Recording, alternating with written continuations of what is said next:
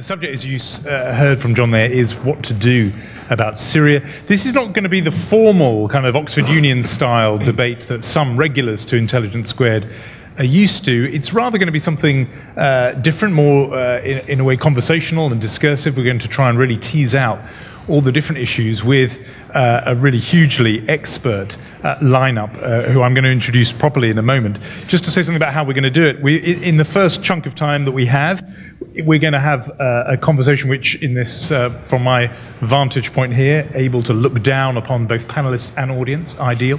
I'm going to be firing questions and thoughts to our 6 panelists, and they'll then speak, hopefully amongst themselves and reacting to each other. And then, in the second half, I'm going to open it out for thoughts and contributions. Normally what we do, as you know, if you're a regular to Intelligence², is we have a formal vote as you go in and a formal vote as you go out. We're not going to do that this time with yes and no, etc. But I did want to just gauge opinion in the room, and I think it'll be useful for our speakers as well, just where we're sort of coming from. To this question of what we should do.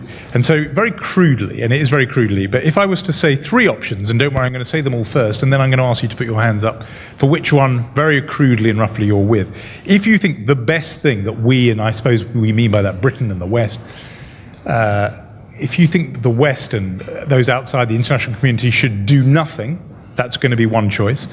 Another one will be that yes, we, the West, should do something, and that is to arm the opposition to the Assad regime. That's the second option. And then the third one will be direct military intervention.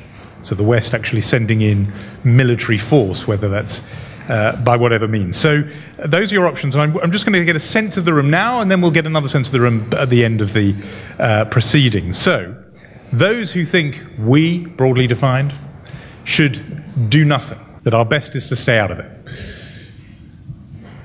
Okay, you can all see that. Luckily, it's not on the radio where I have to say how many people have put their hands up.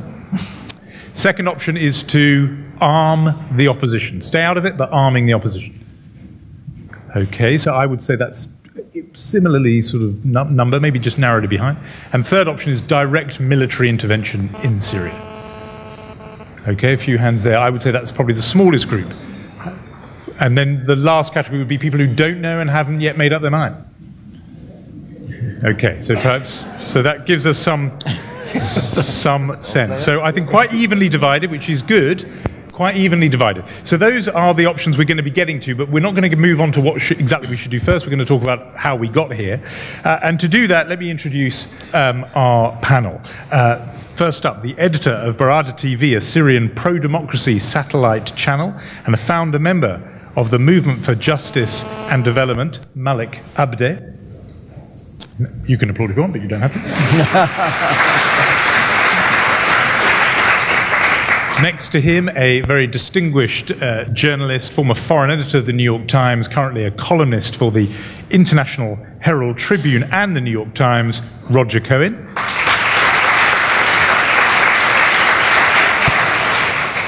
Next to him, a commentator who has followed Syrian affairs closely for years in the British press, herself born there, writer and broadcaster Rana Kabani. And I know you're going to give, and you already have given, a very warm welcome to the next panelist, the Sunday Times cameraman and filmmaker who was seriously injured in Homs in February 2012 alongside the much-missed Marie Colvin. He's come to us tonight, quite literally, from his hospital bed, Paul Conroy.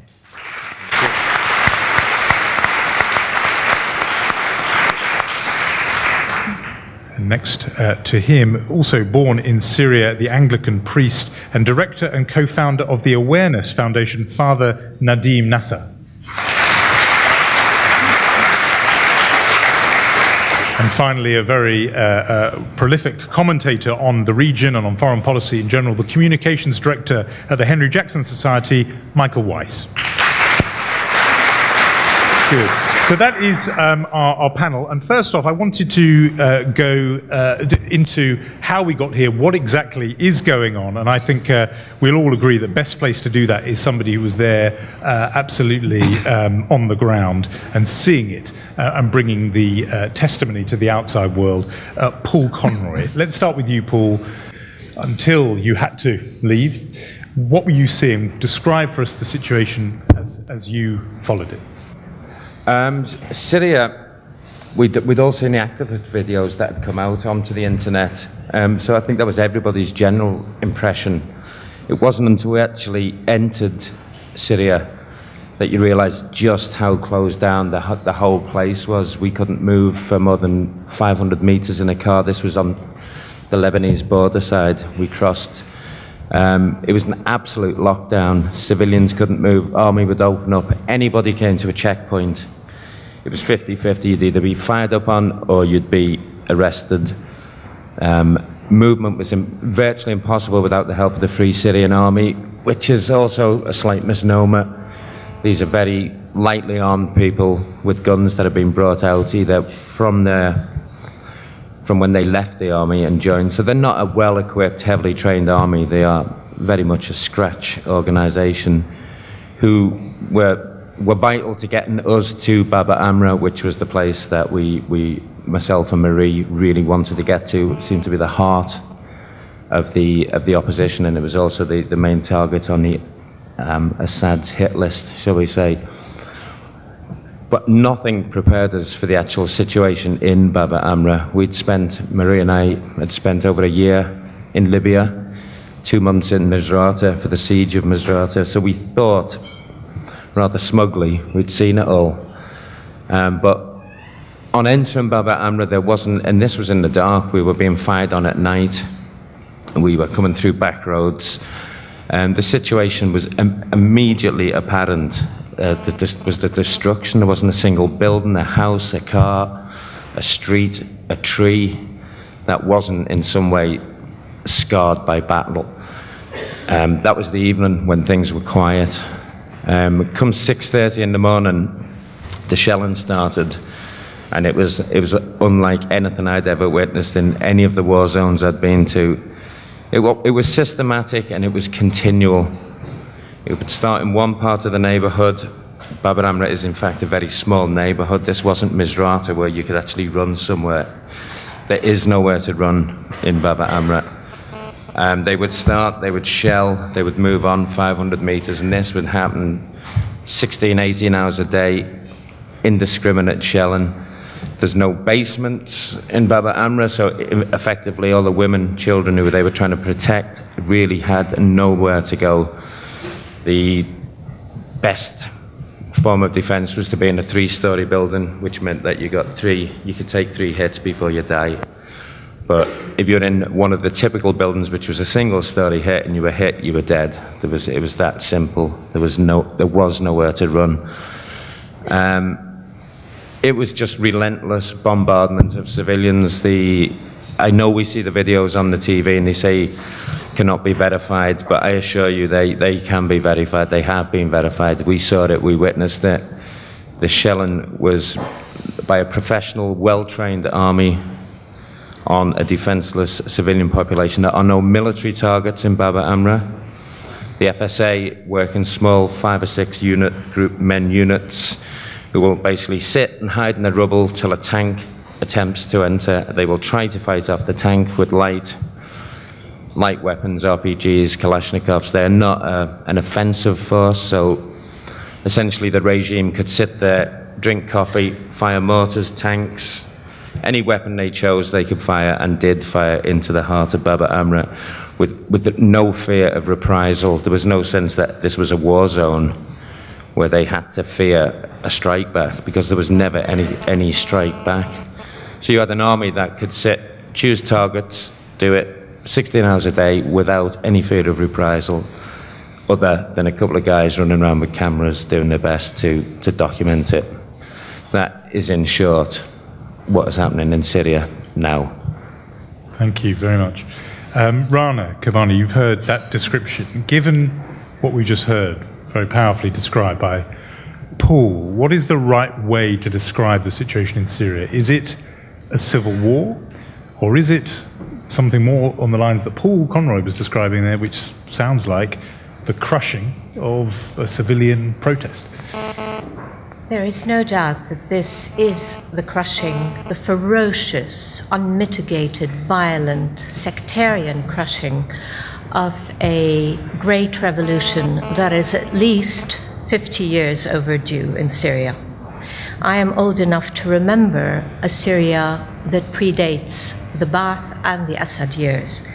And my lifetime is one where I witnessed a country diverse, argumentative, extraordinary, ethnically and spiritually and intellectually, full of creative, brave, courageous people, artists, like many of the family members that I am related to, who were prepared to stand up for their beliefs and write about them and paint them and sculpt them. Now that Syria disappeared in the course of the 50 years since the Ba'ath came to power, especially in the course of the 42 years since Hafiz Assad came to power and decided to create a totalitarian state that was based not on a country's aspirations, but on one clan's attempt to hold power as ruthlessly as possible, and destroy all attempt by the Syrian people to say no. Now, this went in the manner that we know from other totalitarian regimes that we have read about, that were destroyed after the Second World War, and that Europe had to survive. And I think what the Syrian people are going through now is very similar to what European peoples went through in that phase where dictators were still holding on to power as cruelly and as horrifyingly as possible. A gathering such as this, with people of different opinions and different outlooks, would be impossible in Syria. If someone raised their hand and said something, one of the moles of the security services that would be planted in this room, at least one, maybe 10, maybe 20, would report you. You would be arrested. If you were lucky, you would be sent home with a warning. Under the circumstances in the past year, you would disappear or die under horrific torture, as we know so many Syrian men, women, and children have done. I cannot see how such a regime is allowed to stand. We are human beings like everybody else. We deserve to live out a life that is not hindered by oppression of this kind, where corruption isn't the rule, where violence isn't the rule, where we do have a right to elect the government that suits us by ballot, and where we have the right to converse freely without fearing what will happen if we say our opinion. Okay. And that is the Syria that 12,000 men and women have died for. Thank you. Roger Cohen, the two previous speakers have both given an account of what's going on there that makes it odd to me that so many media outlets do describe this as either a civil war or about to be a civil war, because what we've heard from Paul and Rana doesn't fit that description. What do you think is, well, first of all, what do you think is the right way to describe it, and why do you think it is slipping into kind of media coverage or everywhere to describe this now as that kind of conflict? You know, first, Jonathan, I had two thoughts listening to Paul. One was that I wanted to listen to you all evening. There's nothing like the view from the ground, and the view from the ground is particularly hard to get in Syria, and I salute you and everybody who's managed to get in there and provide us at least with glimpses of the horror occurring in Syria as we sit here in West London. The other was like father, like son. 1980, Hammer rules, 20,000 dead under Bashar Assad's father, Hafiz. And enough already. These guys have been behaving in this unconscionable way for generations now. And, you know, that's what the Arab Spring, I think, is about. It's been, people have questioned whether it's a spring, where it's leading. It's going to be uneven, it's going to be difficult. But the essence of it is the freeing and the opening of people's minds, and people saying, no, we are not going to let some family run this country like some personal fiefdom. We're not going to have the Assads handing off to their cousins the Makhloufs and controlling all the intelligence services. No, we want the kind of more decent society that Rana has just described. And there is no reason to think that it may take, we don't know how long it will take, but in my view, there's no reason to think that the process that has moved forward in Egypt, in Libya and Tunisia won't also move forward eventually in Syria. I think the Assads are history. I just don't know when exactly that will happen. Of course, in Syria, the divisions, religious, ethnic, are great, and I think the reason you see it, this reminds me of Bosnia. I mean, I covered the war there, and you know, there too there was a debate: was this a civil war or was it not? Was it in fact Belgrade just coming in and hammering the Bosnian Muslims, which was certainly my view of it at the time. I don't think it's a civil war in the sense that one side has all the weapons and the other side right now basically doesn't have any. And what's called the FSA is really just a ragtag collection of various militias that are trying to resist as best they can this pounding. So it's not a civil war in that sense. It is, however, the breakdown of a society in which there is going to be a fight to the death, I think, because I don't see any solution with the Assad regime still present. So that would be my take on whether it's a civil war or not. Thank you. We'll come back to all of those thoughts. But Father Nadim, how would you characterize what's going on? First of all, it is tragic. And I say it is not a civil war because I lived the civil war for 7 years in Beirut. I was there between 1981 and 1988. And that was civil war. And the civil war is completely different in nature, and the elements of what make civil war is not in Syria at all. And also... In what way? Can you... In what way? Yeah. First of all, civil war means the society is divided into groups, and each group has a militia.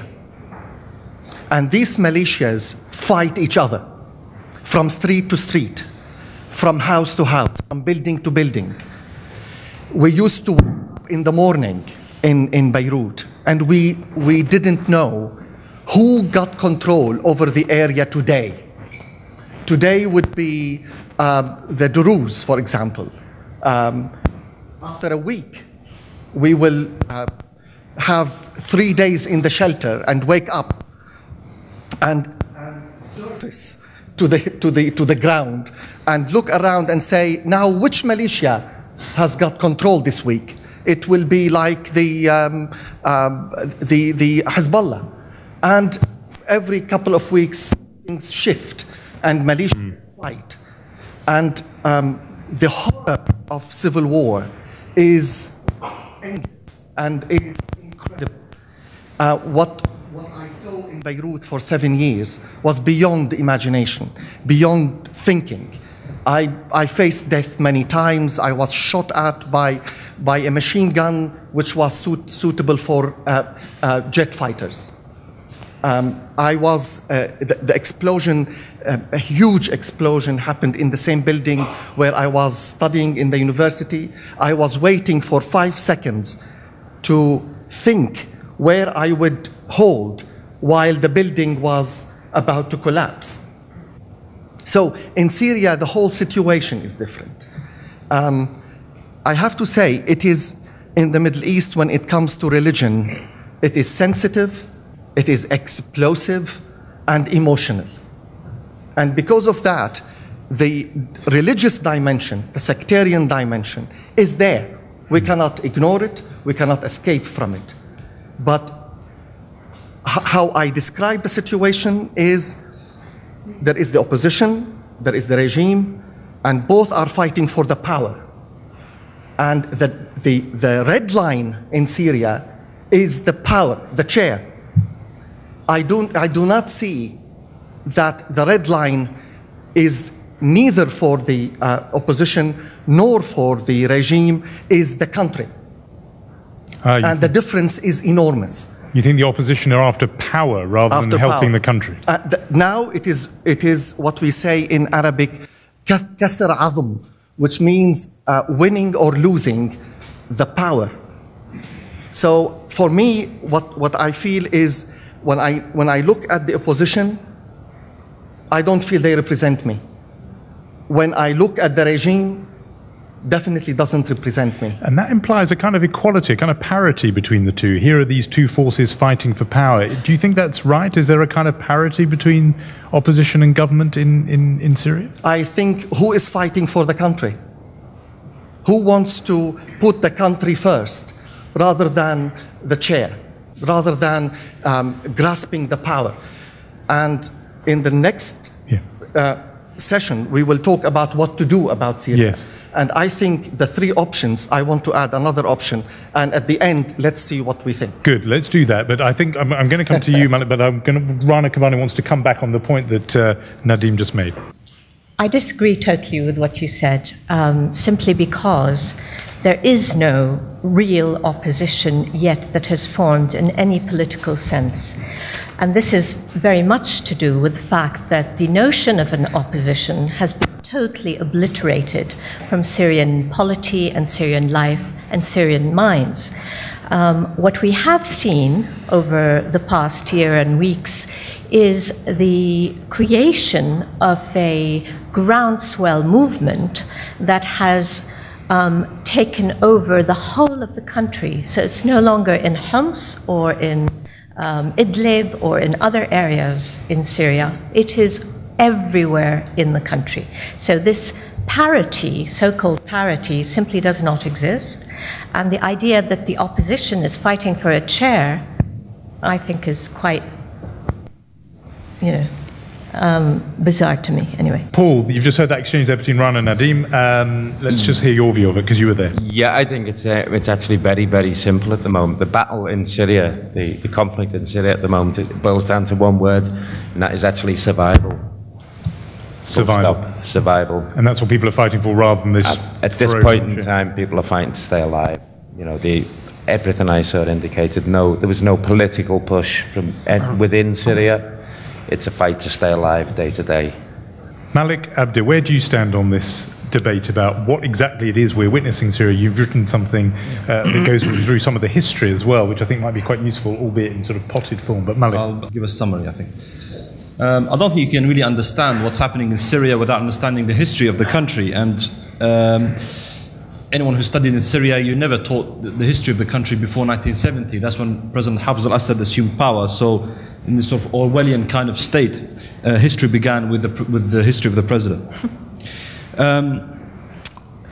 It's my sort of personal opinion that what we are witnessing in Syria and what we also witnessed in Lebanon in the 80s and in many ways what we witnessed in Iraq is all sort of, we're dealing with the post-Ottoman legacy. All this is a legacy of the collapse of the Ottoman state, which for 400 years provided a stable political system, heavily in favor of the Muslims in a country where there are significant non-Muslim minorities.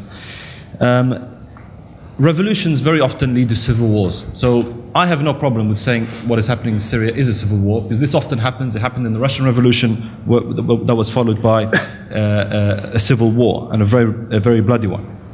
Who is fighting who in Syria? This is a very important question. Syrians are very sensitive to the issue of sectarianism and discussing religion and sectarianism, because it's part of the Syrian national identity to not discuss these things. We're all Syrian and we're all Arab and nothing else matters. However, I think this is all false. I think as Syrians we have to be more honest with each other. The reality of the situation is Syria's non-Sunni religious minorities have accumulated a disproportionate political power and also national wealth in their hands over the last 40 years, ever since Hafez al-Assad assumed power, even slightly before. And what we're witnessing now is a revolution by the Sunni working classes who do not enjoy or do not receive a fair share of the national wealth, and also politically they have very little representation and very little power.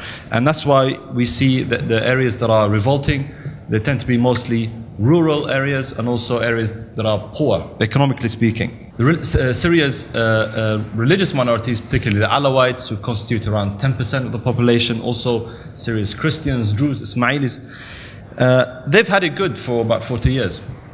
Because there is a system of unofficial discrimination in favor of these people, and economically they've done very well. A very well-known Christian writer recently wrote, Mustafa Khalifa, who is a former political prisoner, said that the Christians in Syria represent 5%. That's numerically, they're only 5%. And yet they represent something like 15 to 20% of the Syrian bourgeoisie.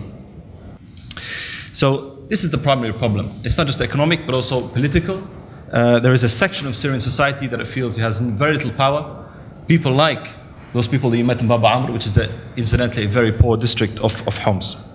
So it's a struggle between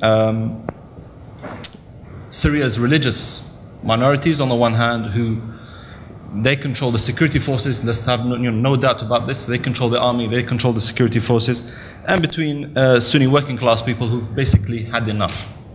That's how I would represent the struggle that's happening in Syria, and that's why I would say it is a civil war of sorts. It's a civil war that began following a revolution. And is the why now question very simple, that this was inspired by seeing other countries, the rest of the Arab awakening? Absolutely. Every Arab country that has witnessed an Arab Spring has got a different dynamic. In Yemen is different from Egypt, different from Tunisia and Libya. And similarly, what happened in Syria was this section of society, long disenfranchised, felt that this is an opportunity for them to voice their frustration. And I don't think that they, when they first began protesting in Daraa in the south, which is again very sort of poor rural area, that they particularly set out to begin a civil war. And I don't think they even imagined that the situation would be as bad as it is today. So what's the revolution, if I may, that you're referring to, that was followed by a civil war? Which revolution?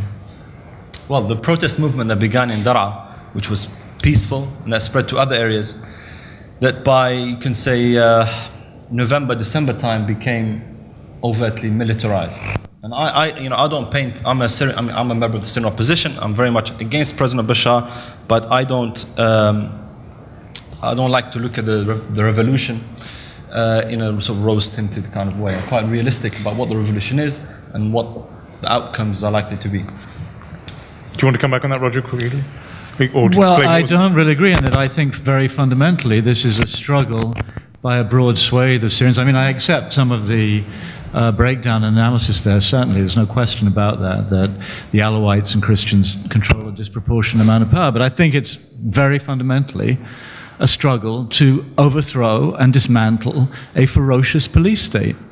Yeah. What does that, come back very quickly, then mean in practice? I mean, this is the question. If you get rid of Bashar al-Assad, this means the Alawite community has lost power, essentially. Well, we've seen totalitarian governments fall around the world in all sorts of places, and repressive dictatorships fall everywhere from South America to Asia. What we're seeing right now is this process beginning to take hold in the Arab world, and I don't see any reason why Syria has to be an exception. It's a complicated post-Ottoman, as you say, country, because the different religions, ethnicities present in Syria, the Shia-Sunni divide that runs right through it. This makes, I mean, when countries get free from under dictatorships, often in multi-ethnic societies, freedom is not interpreted as the freedom to live together. It's interpreted as the freedom to go separate ways, or, as we saw in Yugoslavia, or oppress each other. The great struggle in Syria in a post-Assad world will be to ensure that minorities and the majority enjoy equal rights, but we're a long way from that. Let's get on to Michael. You're the last one to come in on this first round. We've heard different versions here of what's going on, that it's either the crushing by a brutal police state of an uprising, it's a battle of religious minorities against the religious majority, or even this battle over the chair of power, the seat of power. How do you see it? Well, I started looking at the uprising before it was actually a revolution. I think this is an important distinction to make. What happened in Syria, actually, if you want to be technical, it didn't start in Daraa, it started in Damascus, in the old city.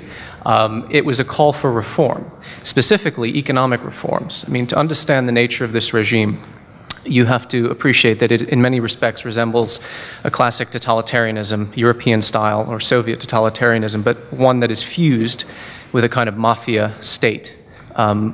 Sort of economic substructure. In this respect, I think its relationship with Russia is actually very telling, both from the Soviet and the Putin periods. The calls were, look, we want, as Malik was alluding to, I think he's quite right to say that it, in many respects, is a working class uprising. We want the kind of enfranchisement and the economic opportunities that this sort of ruling sect or clan has had. But also, I mean, look, there are plenty of Sunnis who work within the apparatus of the state. They're in the mukhabarat, they're in the army, they're in the regime itself. Bashar al-Assad's wife is a Sunni. So this has sort of complicated the picture of this sectarian sort of overhang of the nature of this uprising. I will also say this, look, this is absolutely 100% a brutal campaign. A campaign in many respects of extermination. I mean, there have been instances of ethnic cleansing in Syria. The real history of this conflict is yet to be written. It may take decades for us to fully understand what has gone on. There is no moral equivalence between the opposition and the regime. The opposition are committing human rights abuses. Well, the rebels in Bosnia and Kosovo committed them as well. This is to be expected. The definition of brutalizing a population is to make them act as brutes. This is exactly what we're beginning to see. This is my concern, and I know we'll get to this in the second session.